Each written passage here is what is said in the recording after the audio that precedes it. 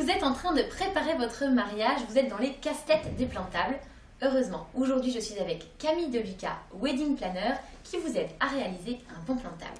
Pour faire un bon plan de table, tout d'abord, il faut que vous ayez une liste, avec vraiment tous vos invités, ne pas en oublier, car à chaque fois, on oublie forcément une personne. Donc bien vous faire un fichier Excel avec toutes les listes des personnes et leurs réponses s'ils viennent ou non. Ensuite, pour le plan de table, pas de règles particulières, en tout cas pour les invités. Cela dépend après de vos invités, s'ils se connaissent ou non, et de vos familles, selon l'entente, selon un petit peu s'ils ont des amis en commun ou pas forcément.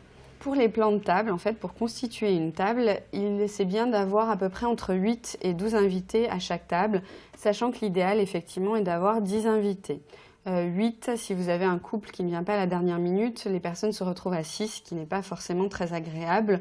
12, c'est convivial, mais on a un peu de mal à parler à ses voisins. Donc 10 est généralement un bon chiffre pour une tablée. Pour la table des mariés, aujourd'hui, ce qui se fait de plus en plus souvent, c'est d'avoir les mariés et les témoins à leur table. Ensuite, selon un petit peu la taille de la table, vous pouvez avoir des amis soit très très proches, soit les conjoints ou amis de vos témoins. Généralement, la table des mariés est à partir de entre 10 et limite parfois une vingtaine de personnes. Donc ça, c'est un petit peu selon vos préférences, mais c'est vrai qu'on ne met plus les parents et les beaux-parents à la table. De toute façon, c'est vrai que les parents et les beaux-parents, généralement, ont chacun une table et parfois même les couples se séparent car les invités aiment beaucoup être à la table des parents des mariés. Pas d'inquiétude, il y aura toujours des changements de dernière minute. Par exemple, votre cousine qui a rencontré l'homme de sa vie il y a 24 heures ou un couple qui ne pourra pas venir car ils seront retenus par leurs petits-enfants sur Paris, par exemple.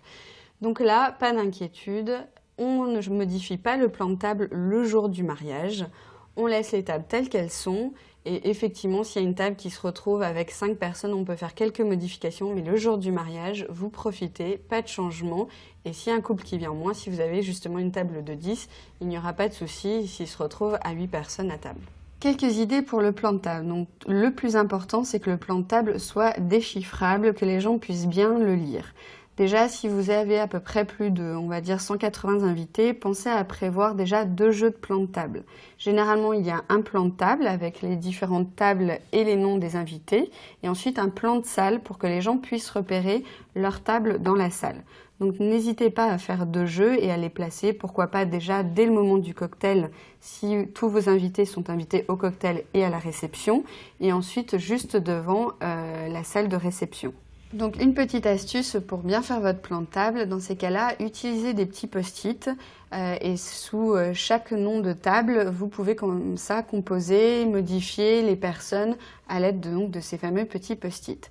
Un autre conseil, le plus simple, c'est que chaque on va dire famille compose ces tables, donc les parents, les beaux-parents, les mariés et après qu'ils mettent en commun pour être sûr qu'il n'y ait pas de doublons aussi dans leurs invités et que 2 tables soient attribuées à la même personne.